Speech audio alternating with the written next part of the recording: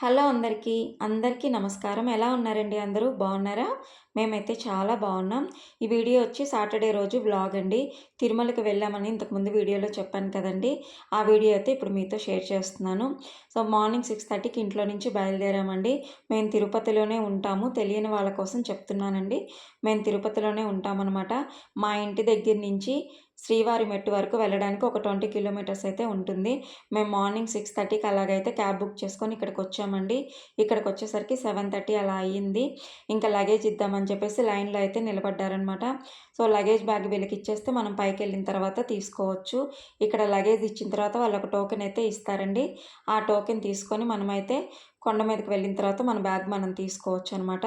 తెలియని వాళ్ళ కోసం మాత్రమే ఈ వీడియో చెప్తున్నానండి. తెలిసిన వాళ్ళు స్కిప్ చేసేయండి. ఇక్కడ బ్యాగ్ ఇవ్వడానికి ఒక 1 అవర్ అయితే టైం పట్టిందండి. లైన్‌లో ఫుల్ రష్ ఉన్నారనమాట. పెద్ద లైన్ ఉంది దీనికి. ఇంకా మా వంతొచ్చేసరికి ఒక 1 అవర్ అయితే పట్టింది. ఇక్కడ బ్యాగ్ ఇచ్చేసిన తర్వాత అయితే కొండ మీదకి నడవడం అయితే స్టార్ట్ చేశామండి. మాకు ముందు రోజు వరకు ఎటువంటి ప్లాను లేదండి తిరుమలకి వెళ్దామని. ఫ్రైడే రోజు నైట్ అయితే ఊరికే అలా డిన్నర్ చేస్తూ అనుకున్నాము. రేపు సెకండ్ సాటర్డే కదా కొండకి వెళ్దామా అని.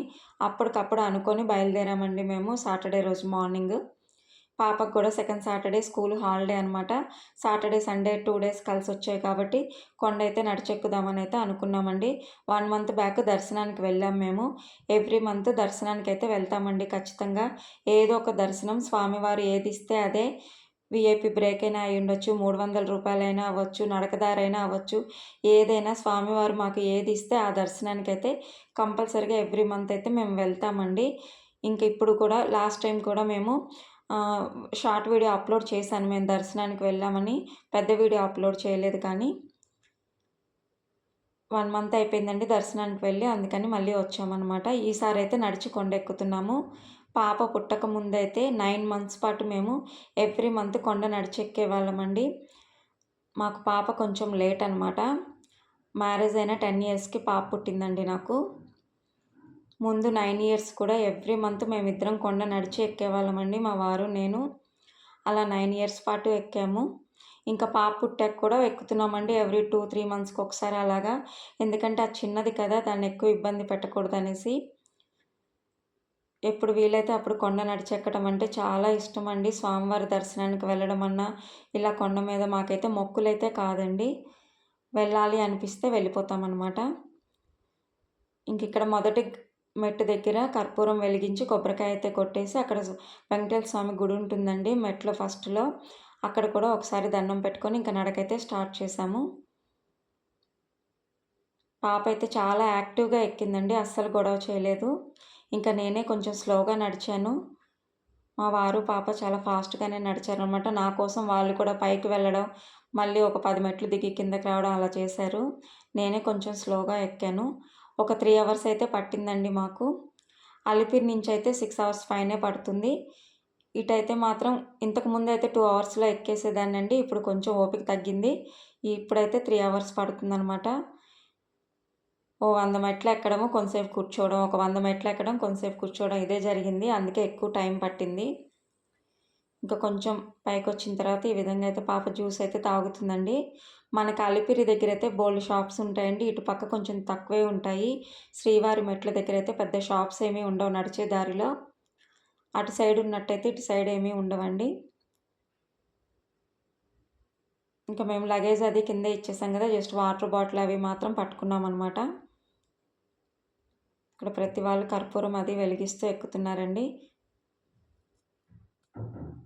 పాప పుట్టినప్పుడైతే నేను కూడా మొక్కున్నానండి కర్పూరం వెలిగిస్తానని.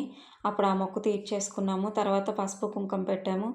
ఈసారైతే మామూలుగానే నడుస్తున్నాము. చెయ్యాలి అని అనిపిస్తే చేస్తూ ఉంటామండి. లేదంటే మామూలుగా నడిచేస్తామనమాట.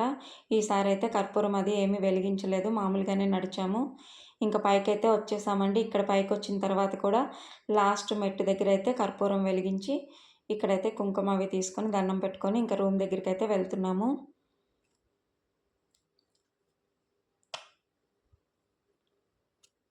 సక్సెస్‌ఫుల్‌గా కొండ నడిచెక్కిందంటే డాన్స్ చేస్తుంది. చాలా అలసిపోయినట్టు అయిందండి. మెట్లెక్కేటప్పుడైతే బాగా అలసటగా అనిపించింది. కానీ పైకొచ్చిన తర్వాత అసలు ఏమీ తెలియలేదండి. అంత నడిచొచ్చిన తర్వాత నడిచేటప్పుడు కొంచెం ఇబ్బంది అనిపించింది కానీ పైకొచ్చేసిన తర్వాత మాత్రం అసలు ఏమీ అనిపించలేదు. కాళ్ళు నొప్పులు కానీ అలాంటివి ఏమీ లేవనమాట. ఇక్కడైతే ఎంబీసీకి వచ్చామండి రూమ్ తీసుకుందామని. మేము రూమ్ ముందే చెప్పి పెట్టుకున్నాము. సో అక్కడికెళ్ళేసి మనకి అలాట్ చేసిన నెంబర్ చెప్తే రూమ్ అయితే అలాట్ చేస్తారనమాట.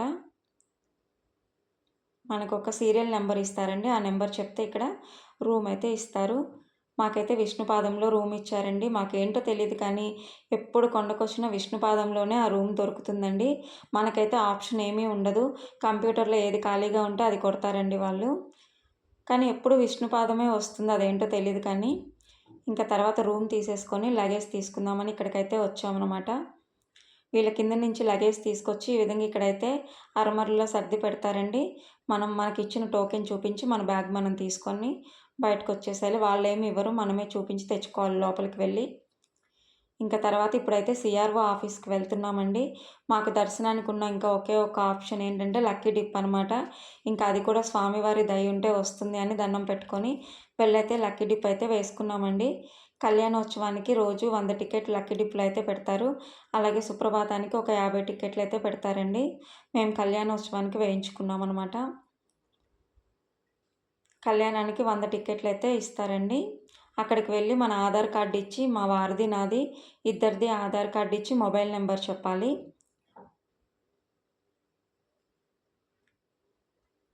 ఇక్కడ ఇలా మొబైల్ నెంబర్ చెప్పిన తర్వాత ఈవినింగ్ 5:30కి డిప్ అయితే తీస్తారండి. మార్నింగ్ 11 నుంచి ఈవినింగ్ 5 వరకు సిఆర్ఓ ఆఫీస్లో అయితే లక్కీ డిప్ అయితే టోకెన్స్ వేస్తారనమాట. మేము కూడా ఫస్ట్ ఇక్కడికి వచ్చి లక్కీ డిప్ అయితే వేయించేసుకున్నామండి. మళ్ళీ లేట్ అయిపోతుందేమోనని. వాళ్ళు ఇచ్చిన టోకెన్ తీసుకొని రూమ్కి అయితే వచ్చేసాము. ఇక్కడైతే కారు వదిలేసామండి. మా వారికి బైక్ ఉందన్నమాట కొండ మీద. బైక్ పైనే ఉంటుంది అయింది. అందుకని కారు అయితే వదిలేసామన్నమాట. తర్వాత ఇదిగోండి మాకు ఇచ్చిన రూమ్ అయితే ఇదనమాట. ఇది 500 అండి పర్ డే రెంట్ వచ్చేసి. బాగుంటుంది. 24 అవర్స్ హాట్ వాటర్ వస్తాయి. ఏసీ రూమ్ అండి. కానీ కొండ మీద భయంకరమైన చలి ఉంది. ఏసీ అవసరం లేదు ఈ సీజన్లో. కాకపోతే మాకు ఇదే ఇచ్చారు కాబట్టి తీసేసుకున్నాము.